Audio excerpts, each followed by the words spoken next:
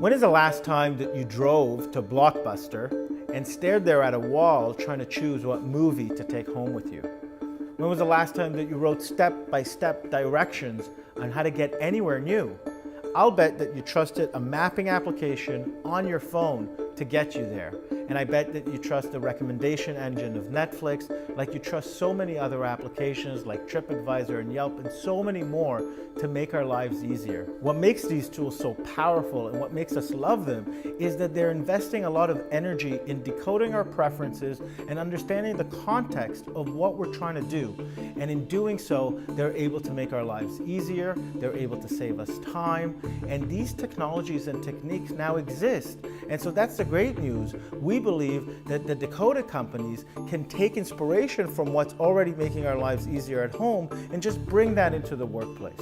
For example, process. Process is the ultimate one-size-fits-all. It makes no sense that the first time somebody does something, they should be subjected to the same amount of rigor as the 100th time they do it, or the person that's been doing this for 10 years almost every day. It makes no sense. Now, the first time that somebody does something, we call that a teachable moment. And in a Decoded company, a teachable moment is a great opportunity to provide this person with additional support. Maybe a buddy that can help them through the process. Certainly a lot of rigor, but also a training intervention at a time when it's relevant, because the individual is going to get the practice and feedback that they need to truly absorb that learning and retain it. Now, the 10th time they do it, we can relax the process a little bit. The 100th time, we can give them a much more frictionless environment to operate within. That's really the Decoded advantage. And it's not just process, it's process and meetings and email and so many more interruptions that take us out of the zone.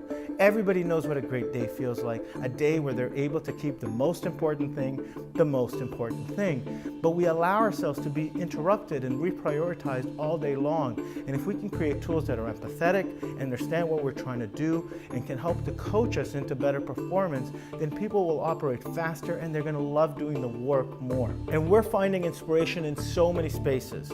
Take, for example, Formula One.